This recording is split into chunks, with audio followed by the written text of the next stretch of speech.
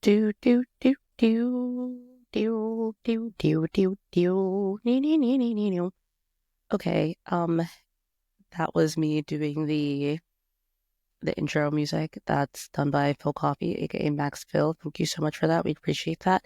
I was thinking for this episode, I've been wanting to do just a solo dolo one, but I keep forgetting to record it. So the time is now 8:33 a.m. and it is Tuesday. And I think what I'm gonna do is just let it go, let it rip, and see what happens. I'm not going to edit this. I might leave the video on, just so you know right now, I'm starting this video, and I might actually keep that, but I also might change my mind because I am a little bit shy about you being able to see inside of my closet, although it is a fun closet, but it's missing a door. But I want you to guess how many times I've requested in the maintenance portal for a door. Leave your answers below. Like, comment, and subscribe. Leave your answers below for a prize. Um, Anyways, I was thinking this could be really fun, a writer's log, captain's log type thing, because I just wanted to tell everyone what I'm up to. Also, you know, I feel like in this podcast, this interview podcast, obviously I'm talking to a lot of other people, which I love, but I don't talk about myself. I'm never talking about myself enough. So I think a lot of things are happening right now that I would like to share with the podosphere. Number one, I have my cast for Saving Grace. So if you have been following on the Substack and catching the vibe checks, then you know I've been writing a play called Saving Grace. I had callback auditions last week Wednesday, and I solidified my cast. And tomorrow, Wednesday, February 19th, we are all getting together and doing our first table read through all together with everyone who's there. I'm so excited. Casting is so incredibly hard because when I write something, I'm never going into it thinking this is how I need this character to look. I'm very open to just different interpretations because when I write, it feels much more of a this could be anybody because these are just human emotions. We're all existing, floating on this rock. These are just human emotions, so it could be anyone. And everyone that I brought back to the callback was just so different from one another. Sorry. Was so different from each other. And every time someone stepped into a role, it felt like a totally different story. And that makes things incredibly harder, of course. And you just have to go with your gut. What's great though is I did have my friend Lacey sit in as gave her a little producer title. And after we left and we were talking about it, she had the same. I didn't say anything first. She was just saying, "Oh, these are my thoughts. Obviously, it's up to you." And she had said the same people that I was thinking. I thought, okay, my gut's in the right place. My gut is in the right place, and it's expressing outward as well. So I'm super thrilled. It's gonna be amazing. Saving Grace, I still have not figured out. When people say, "Oh, what's your play about?" What is anything about? Life, love, the pursuit of happiness. But I'm getting closer to some sort of log line because I also did submit it, just the play itself, the writing, to a festival, and I had to come up with a little log line. And I think I wrote something along the lines of like, Saving Grace explores what happens when we choose comfort over growth, something like that.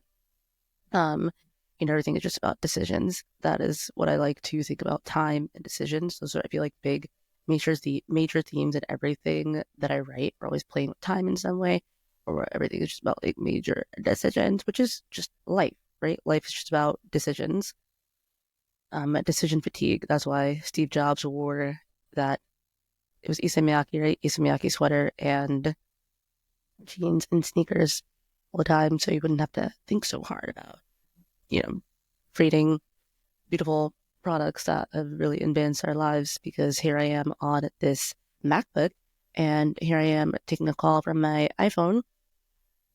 But anyways, I think so. I wanted to give an update on Saving Grace, and here's my cat.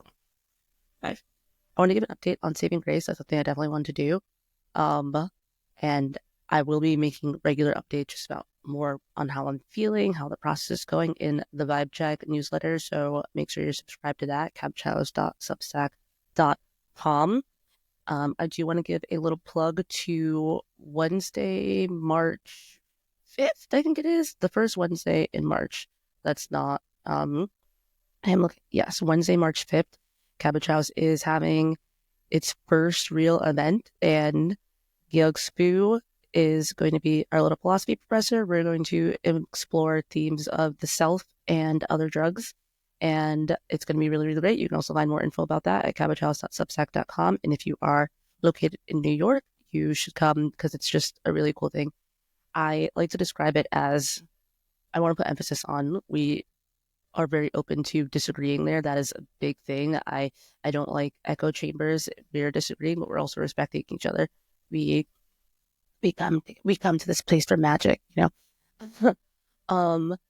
No, I think it's important to set up environments where people don't have to agree with each other to still understand that our hearts are in the right place, or even if they're in different places, none of us have malicious intent. So make sure if you're coming to this, you're coming with a very open mind. You like a little hearty debate and you like a little hearty agreement. We have done these in my apartment and they're super fun. Obviously, it's mostly just friends and close people. And I'm really excited to open it up to the extended Cabbage House communities, the extended Cabbage Heads, Cabbage Shrunken Heads. Doesn't matter. Okay, so I think what I want to talk about in this little episode that deviates from the interview series is the power of not planning. I was thinking about this in the shower that I took like 20 minutes ago. And the power of not planning, because that's what I do. I don't plan. People ask me like, "Oh, where do you find the time to do all the amazing things that I do?" Just kidding. Do so many things that I do, and I think the answer to that for me is that I don't plan anything. And I'm not saying that is a good thing. I think that the sweet spot, of course, lies somewhere in between someone like me and someone who is a hyper planner. But I find that for me, if I start planning too much, it just means I'm never going to do it. If I sit down and like, let's come up with a plan, that project has never seen the light of day because I am a very gas pedal kind of person, which brings me to how you just need a bunch of people to bake a cake, right?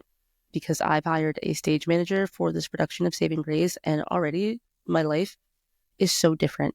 My life is so different. Like, and she hasn't even done much. We've met maybe twice, and we've emailed back and forth a few times. She's come up with a rehearsal schedule. She did like a French breakdown of the play, French scene breakdown, I think it's called, plays, which is good for, you know, who's on stage, who's not, who's off stage, but voices on, and it's so helpful just to see it that way. And her brain works like that, and that is exactly what I need, so I can, you know, focus on being the creative genius that I am. But she's incredible. She's still in college, and I shout out to Marilisa, because you are already saving my life. She's coming up with like a prop list, and I could not have done that myself at all. We would be floundering for sure. But I knew I was going to hire a stage manager for this project no matter what. And I'm glad that I found a really, really great one who loves theater and also just loves to, I'm like, oh, how can I also structure this so you're getting a lot out of it, you know, especially still being in college. And, you know, I'm like, are there parts of this process that you want to do more of? You know, I'm pretty loosey-goosey. How can I help you? And she's just like, yeah, no, I'll definitely speak up if there's other things that I want to lead more into, but mostly I'm just happy to help. And it just is a really light shiner of how everyone just shines in different ways and loves to do different things. So I'm really, really excited about that. But anyways, back to the power of not planning for me. I do think that a lot of people get stuck in the planning process because once you do start planning and you're seeing, wow, well, this is so much bigger than I thought it would be. This is so much more that I think I can do. And especially if you're not a strong planner, then it'll really take the winds out of your sail to plan. So I encourage everyone who feels like they get stuck in the planning phase to try to just do it. And you might fail. You probably will, because that is just the name of the game of life, right? Although Apollo 13, failure is not an option. And you could tweak that to mean anything you want, because is it really failure if you learn something great from it that you can apply to the next go around? I don't think that's failure at all. I think that is a success. So if you're someone who gets stuck in the planning phase, I really want to encourage you to try to just get in the car and step on the gas.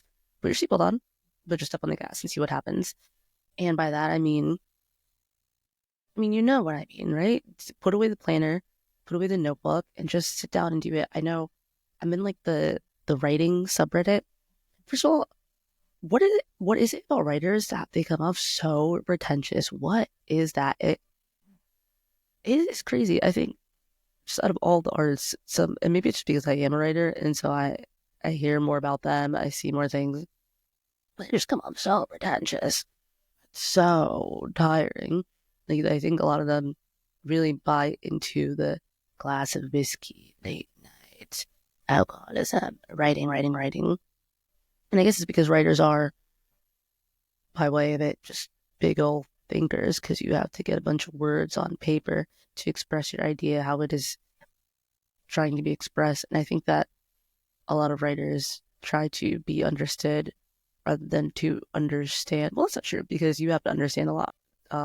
Because writing is a human empathy. But anyways, in the writing subreddit, everyone's like, how do you approach writing? People are like, oh, I sit down, make a full outline, beginning to end. People will just start writing that and end, and that's how they fail. Da, da, da, da. And I think that that's the wrong idea to look at things. But obviously that works really well for some people, and some people should definitely do that.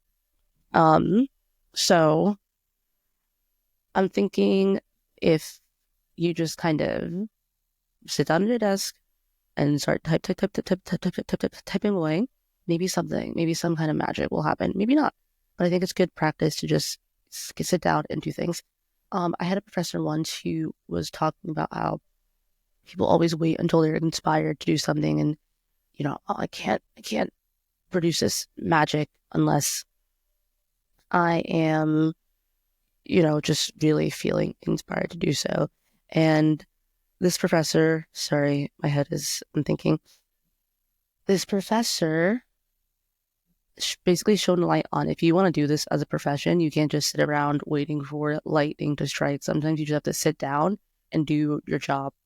And I think that is a great way to look at things. Of course, there's something to be said about inspiration and the moon hitting just right on your face and soaking up the of it all. But I think sometimes if you haven't written anything in like a month, or that's not even a long time, if you haven't written anything in a year and it's just because, oh, I haven't felt inspired to, consider that it's not inspiration. Consider maybe that you're afraid, and maybe it's the planning process that you're afraid of. So sit down and let her go. Just try that.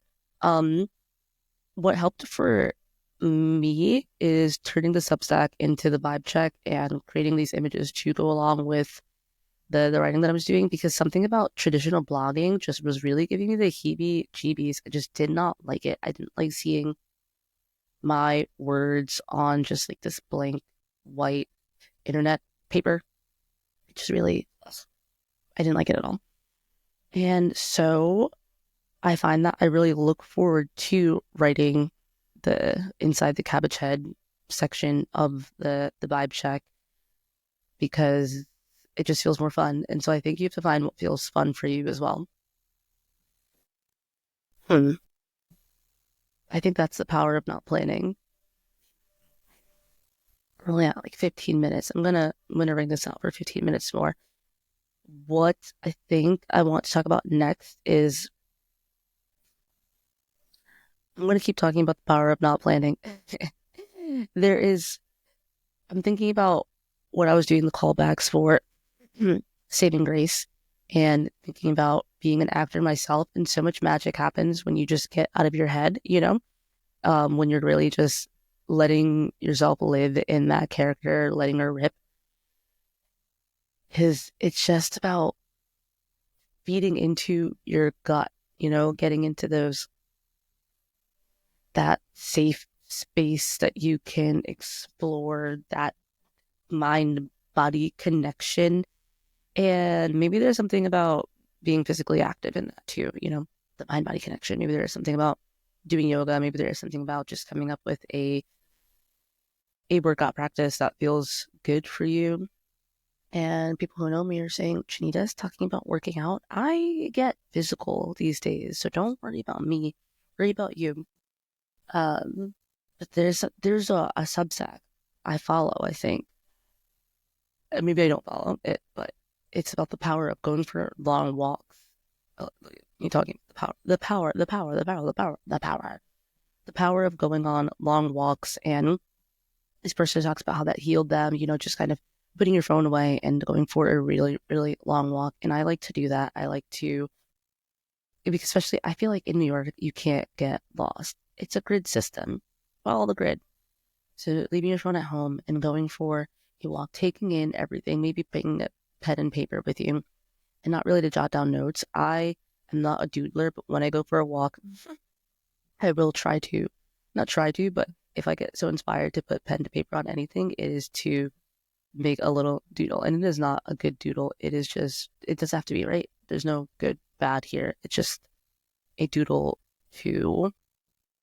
it's not even necessarily a doodle of anything that I'm looking at. It's just a doodle of the emotion that I'm feeling in this moment. Sometimes I just have to go like, blip, blip, blip, blip, blip. And that feels good. So I'm talking about mind-body connection, gut feeling, acting, letting it go in terms of the power of not planning. Yeah, I guess just working off of instinct. All of us have instinct, and it's important to learn to trust your gut. I make that my New Year's resolution pretty much every year is just trust your instincts more. Just think about how many times you kind of knew. You just knew. What did you know? It doesn't matter. You just knew, but then you convince yourself, oh, I'm being like irrational. There's no real evidence for that. And then it came out that you were right. And then you have to kick yourself in the booty a little bit, thinking, why didn't I just listen to my gut? And of course, there is something there in terms of overthinking or just being like an irrational person, but life is irrational. So I don't think you can sit so much in the rational.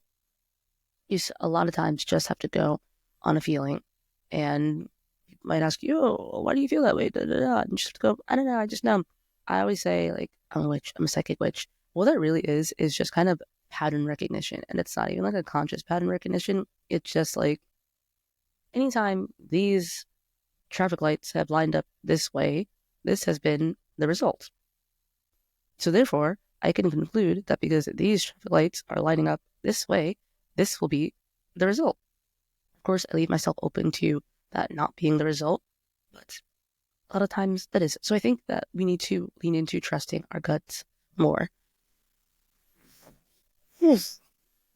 I'm feeling a little stressed right now, I'm not going to lie, because this is so rough around the edges, because this is so off the rip, and I am going to post it. I've decided I'm just going to do it. And I hope that you guys have fun listening to it. I do also want to talk about, give me a minute.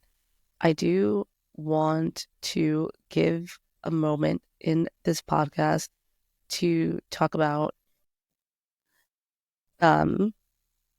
understanding over being understood. And I touched on this a little bit, but I think that so many of us focus on being understood because, of course, that feels like a really good emotion to sit in.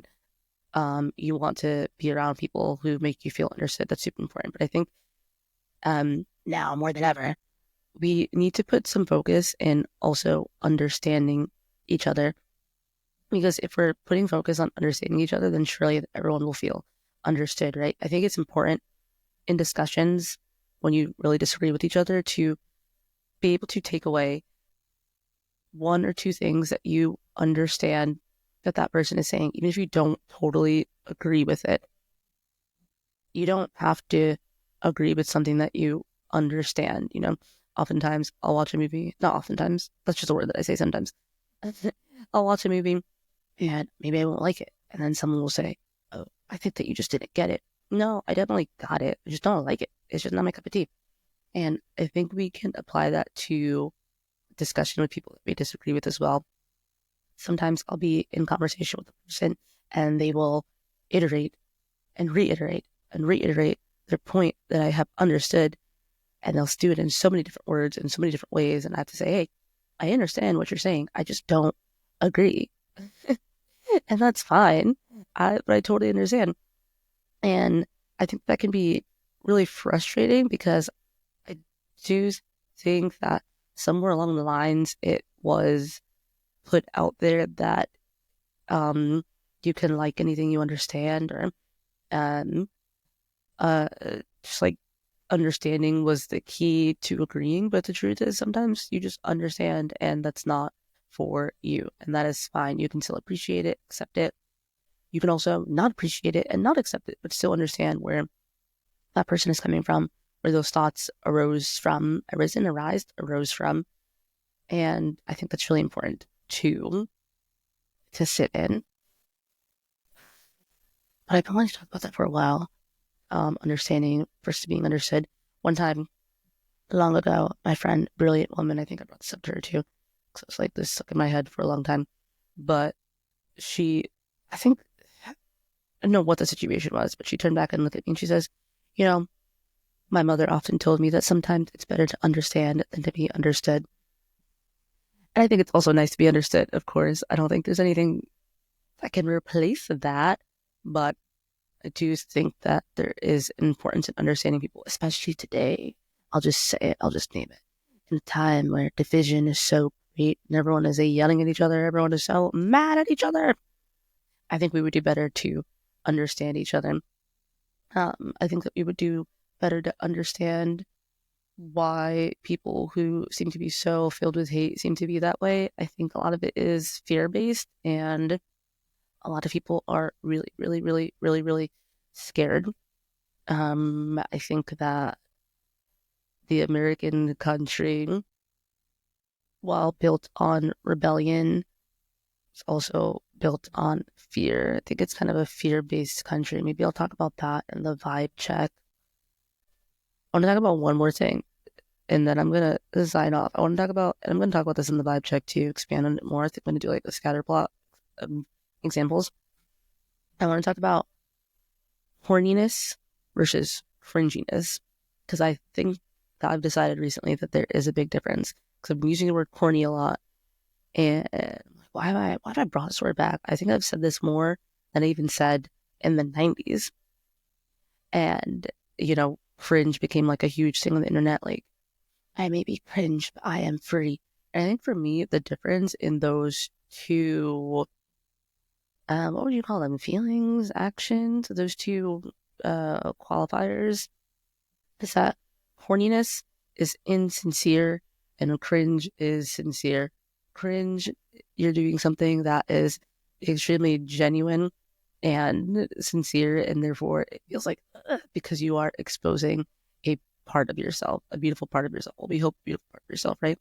I think that is cringe. Cringe is the path to accepting your truest self, to becoming your truest self, is to shed layers of I care about what people think and just do what you want to do. Being real. I think that is cringe. Horniness, I think, is insincere. I think horny is when someone is doing something because they think they're supposed to do it, or because they think it's going to get them a certain thing. They think it's going to make people think they are a certain way. They think it's going to present a certain way. I think that is corny. Whenever I'm calling something corny, it's like that person is not really like that. They are faking, and therefore this is like a corny thing that exists. They're pretending to be overly sentimental in order to curry favor.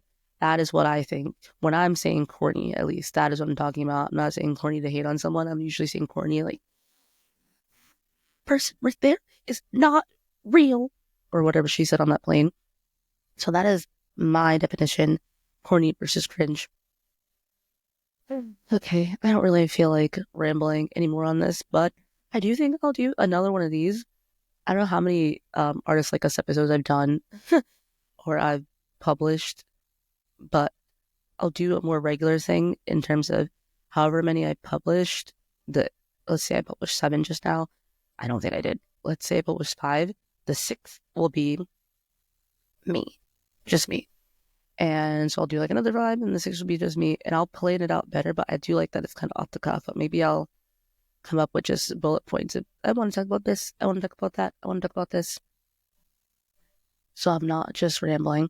And before I got on here, I said to myself, I will post this as long as I don't say like and a bunch. And I haven't done that at all, which I think means that I may have become a perfect person overnight. Let me know what you think. Anyway, thank you so much for joining Artists Like Us. And then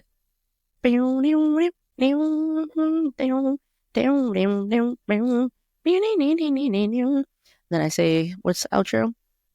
Artists Like Us.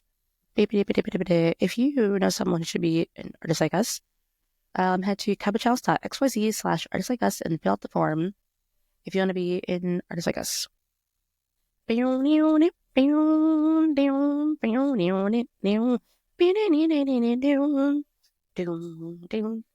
Okay, I'm gonna stop now.